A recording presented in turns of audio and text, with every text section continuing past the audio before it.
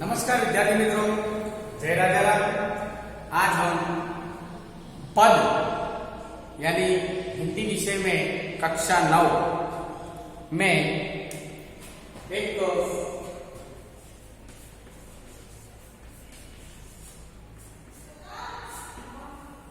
कक्षा 9 में आज हम हिंदी विषय के जो महान कवि हो गए हैं, महान लेखक हो गए हैं, जैसे कि कबीर, जैसे कि रहीम, और उसमें भी महान एक लेखक थे सूरदास, जो जीवन जागरूक से वो अंध थे। सूरदास यानी अंध थे। वो अपना जीवन, संपूर्ण जीवन अंध अवस्था में उन्होंने गुजारा था, लेकिन वो मनो ही मन भगवान श्री कृष्ण की भक्ति करते थे और मन में उनको चारों दिशाओं में, चारों समय में, चारों पहर में, पूरे 24 घंटों में बस श्री कृष्ण के ही मन में बातें रहती थी और उनकी कविताएं वो बनाते थे। तो सूरदास के पद, उन्होंने जो पद की रचनाएं की है, तो वैसे पद है सूरदास के पद।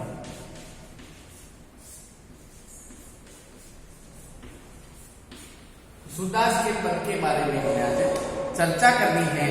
उन्होंने कृष्ण भगवान को कैसे बताया है और कैसे उन्होंने समझाने का प्रयत्न किया है। सूरदास जी ने वात्सल्य एवं श्रृंगार रस से वर्णन में अद्वितीय है। प्रस्तुत पद में सूरदास की अनन्य भक्ति भावना का परिचय मिलता है। उनका मन सिवाय कृष्ण के और कहीं सुख नहीं पाता। उनका मन भगवान कृष्ण के ही बारे में हरमेश विचार का था और उन्होंने इसमें वात्सल्य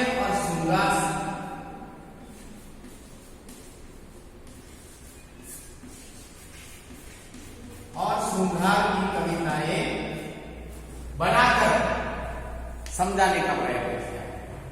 उनके मन में सचमुच और पूरा जीवन श्री कृष्ण के अंदर व्याप्त था। जिन आंखों ने कमल के समान नयन वाले श्री कृष्ण का दर्शन किया है, तो श्री कृष्ण के भगवान के बारे में उन्होंने बताया है कि श्री कृष्ण का दर्शन भी हम कर लेते हैं तो हमारा बेड़ा पार हो जाता है। तो वैसा उनका पद है विनय तथा भक्ति का। पहला पद है, हम उसका पठन करता है। मेरो मन अनंत कहा सुख पावे, जैसे उड़ी जहाज को पंछी फिरी जहाज पर भावे। कमल नयन को छोड़ी महातम और देव को ध्यावे। परम गंगा को छोड़ी पियासो दुर्मति कूप खनावे। जिहि मधुकर अम्बुज रस चाखो, क्यों करी फल भावे। सूरदास प्रभु काम धेनु, तजी छेरी कौन भावे।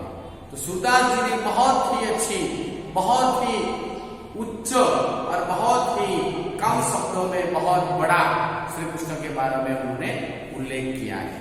क्या किया है, क्या समझाने का प्रयत्न किया है, हम देखते हैं। जो अपरिचित शब्द है उनकी हम इधर चर्चा करेंगे।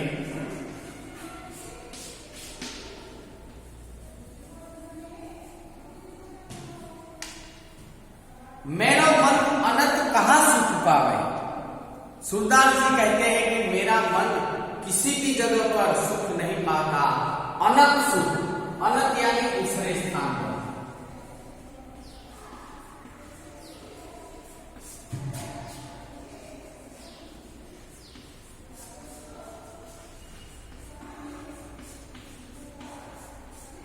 कहते हैं कि मेरा मन दूसरे स्थान पर सुख नहीं पाता। जैसे उड़ी जहाज को पंछी फिर जहाज पर आवे। एक पंछी होता है, जहाज पर से उड़ता है और फिर उड़ने के बाद भी वही जहाज पर आता है। पंछी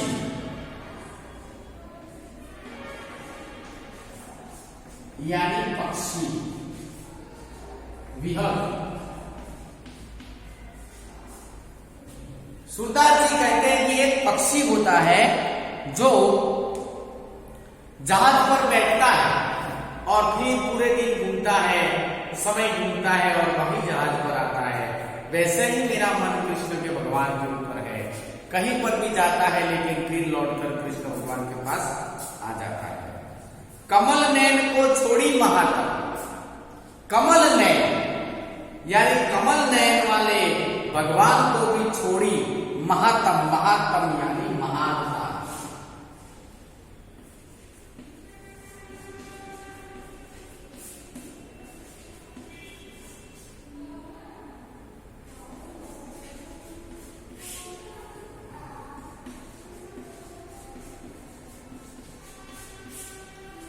कमल नयन वाले भगवान को भी छोड़कर मेरा जो जीव होता है, मेरा जो भीतरा होता है, मेरा जिगरा होता है, वो दूसरे देव को कैसे भाएगा? ध्यान ध्यावे यानी ध्यान करें।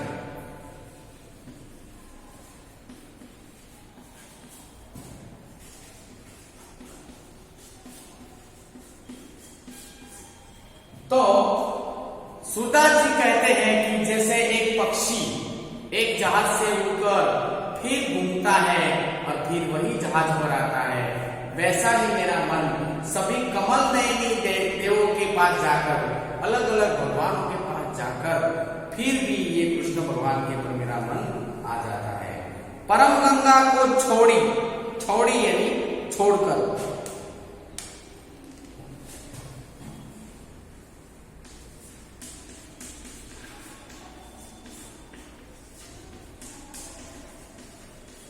परम गंगा को भी छोड़कर प्यासो दूरमती कूप खनावे। प्यासो यानी जिसको प्यास लगी है, प्यासा।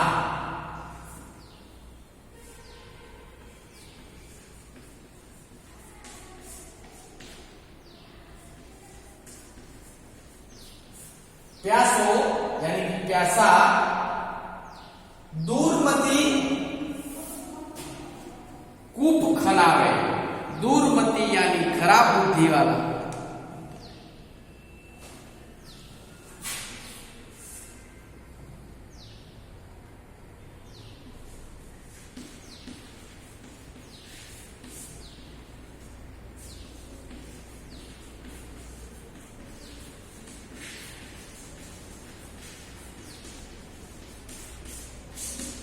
खराब बुद्धि वाला है। दूरमती कूप खनावे। कूप यानी कुआं।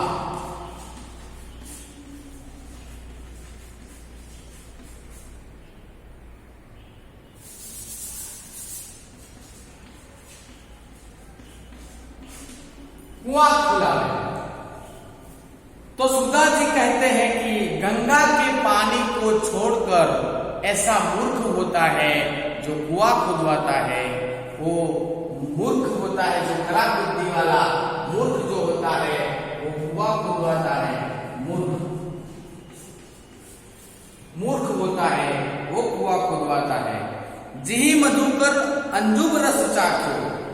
जिही मधुकर जो साप, मधुकर यानी साप, जो साप है उसने अंजुम रस चाखो। अंजुम यानी कमल का जिसने जो रस चाख लिया है, जो मीठा रस चख लिया है, उसको करी फल कैसे भावे।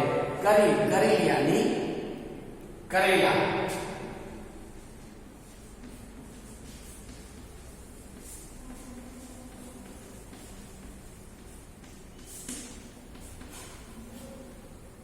सूरदास प्रभु कामधेनु तजी छैरी कौन दुहावे।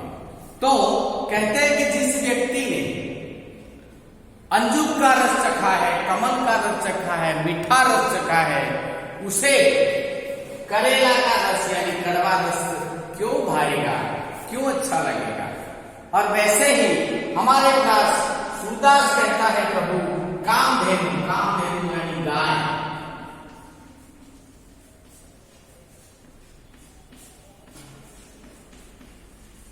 सूरदास जी कहते हैं कि हमारे पास जो गाय होती है, गाय का मीठा दूध होता है, तो छैरी कौन दुहावे।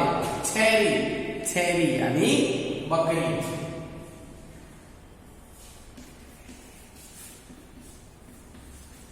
सूरदास जी कहते हैं जिसको गाय का दूध मिला है, स्वादिष्ट दूध मिला है, मीठा दूध मिला है, वो बकरी को कैसे पिएगा। तो इस पहले पद के द्वारा सूरदास जी ने श्री कृष्ण भगवान के बारे में समझा समझाने का प्रयत्न करा है कि हे भगवान, मेरा मन दूसरे स्थान पर कभी जाता नहीं है, क्योंकि एक पक्षी होता है, वो पक्षी एक जहाज पर बैठा होता है, पूरे दिन घूमता है, पूरे समय घूमता है, फिर वो भी जहाज पर आता है। वैसे एक कमल में जो सब अलग अलग देव भगवान होते हैं, लेकिन सभी देवों के पास मेरा मन जाता है, लेकिन अंत में मेरा मन कृष्ण भगवान के ऊपर आ जाता है। गंगा नदी को छोड़कर हमें गंगा नदी का पवित्र पानी पीने को मिले तो वैसा कौन मूर्ख होगा, खराब बुद्धि वाला होगा जो कुआं खुदवाएगा। और वैसे अंजुम का रस जिसने चाखा है, जिसने कृष्ण भक्ति का रस चाखा है, जिसको श्री कृष्ण का भक्ति मिली है, तो दूसरी जगह पर क्यों जाना है। जिस व्यक्ति को मीठा कमल का रस चखने को मिला है, वो करेगा का रस क्यों चाखेगा। जिसको गाय समान मीठा दूध देने वाला भगवान मिला है, तो वो बकरी का दूध कैसे पिएगा। तो उसी तरह भगवान श्री कृष्ण के बारे में समझाने का प्रयत्न किया है और उनका गुणगान किया है। सुखदास जी ने बहुत ही उच्चम माध्यम में, छोटे शब्दों में बड़ा समझाने का प्रयत्न किया है कि मेरा मन श्री कृष्ण भगवान के व्याप्त है और श्री कृष्ण भगवान में ही रहेगा, सदा मैं श्री कृष्ण के भगवान की भक्ति करूंगा। दूसरा जो पद है हम उसका पठन करते हैं। शोभित कर नवनीत लिए गुटुरुनी चलत रेणु तन मंडित मुख लपीले दही किए चारु कपोल लाल लोचन गोरोचन तिलक दिए लल लट्टान मनुमत पदून गप मादक मधुही पिए कठूला कंठ ब्रज केरही नख राजत रुचिर हिए दंड सुर एको पल ही सुख का सत कल्प जी है। सूरदास जी कहते हैं, श्री कृष्ण के बारे में समझाने का प्रयत्न किया है कि श्री कृष्ण भगवान जब छोटे थे और जब छोटे थे तब उनका कैसा शरीर था, कैसे चलते थे, कैसे फिरते थे और कैसे मनोरम लगते थे, मनोमय लगते थे, कैसे अच्छे लगते थे, उसकी बात करते हैं। शोभित कर नवनीत लिए, शोभित कर यानी हाथ,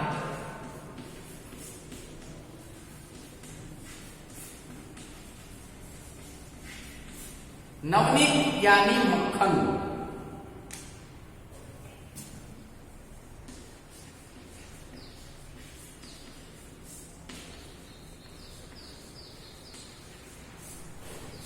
श्री कृष्ण के बारे में सूरदास जी कहते हैं कि जब छोटे होते हैं श्री कृष्ण भगवान, सब हाथ में, उनके हाथ में दही है, मक्खन है, और लेकर जब अपने पैरों के बल पर चलते हैं, घुटनों के बल पर चलते हैं, गुटुरुनी चरण रेणु तन मंडित मुख दधी लेप किए। श्री कृष्ण भगवान जब छोटे थे तो मक्खन खाते थे, मक्खन चुरा कर हाथ में ले लेते थे, तो मक्खन चुरा कर वो जब चलते थे, अपने घुटनों के बल चलते थे, तो घुटने पर अपने रेती, जिसे बालू बोलते हैं, रेती लग जाती थी, मुख पर रेती लग जाती थी, वो मक्खन खाते थे तो मक्खन भी इधर उधर लग जाता था। ऐसी शोभा की उन्होंने वर्णन किया है और पूरे मुख पर मक्खन और दही का लेप हो जाता है। चारों कपोल, चारों यानी सुंदर,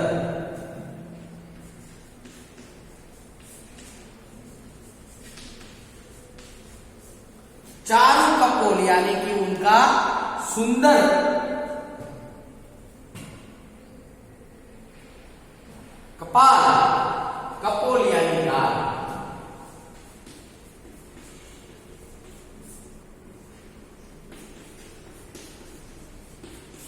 उनका सुंदर गाल, उसके ऊपर दही का स्पर्श होता था और बहुत अच्छा लगता था।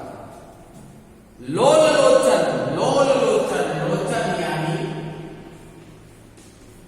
नयन, आंख, बहुत अच्छे लगते थे। गोरोचन तिलक दिए और उनके मस्तक पर तिलक लगाया हुआ बहुत अच्छा लगता था। तो सूरदास जी ने बाल श्री कृष्ण की वर्णन किया है और कहा है कि हाथ में दही लेकर जब श्री कृष्ण भगवान चलते थे, तब मक्खन लेकर चलते थे, तब उनके हाथ पैर जो धरती को टच करके, धरती को स्पर्श करके वो चलते थे, बहुत अच्छे लगते थे। उनके गाल बहुत अच्छे थे, उनकी आंखें बहुत अच्छी थी और एक तेजस्वी व्यक्ति लगते थे। और उनके मुख पे ऊपर, गाल के ऊपर उनके वहां पर मक्खन लग जाता था, दही लग जाता था, बड़े अच्छे लगते थे। लट लटकानी मनु मत मधुपगन। लट लट यानी बाल, जो बाल की लट होती है,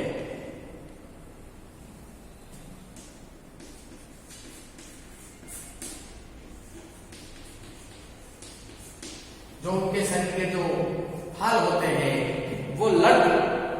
मधुपगन मादक मधु ही पिए, मादक यानी नशा युक्त।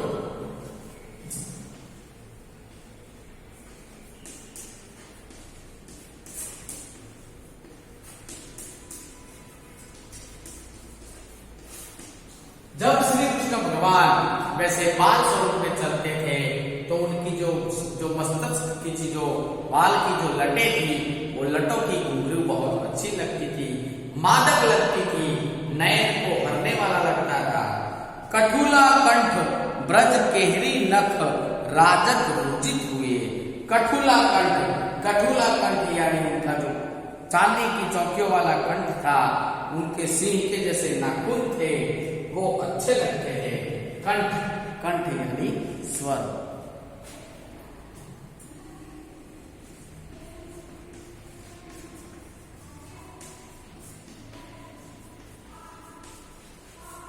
स्वर आवाज अच्छा लगता था, मन को रुचि को लगता था। दन सूर्य एको पल ही सुख का सत कल्प जिए। हे सूरदास, इस पल को देखने के लिए हमें धन्यता अनुभव करनी चाहिए। वो पल को हम जब देखते थे तो हमें धन्यता होती थी कि ऐसे महान व्यक्ति को हम कैसे देख रहे हैं। तो दूसरे जो पद है उसमें लेखक ने यानी सूरदास जी ने पद के द्वारा श्री कृष्ण भगवान की शोभा का वर्णन किया है।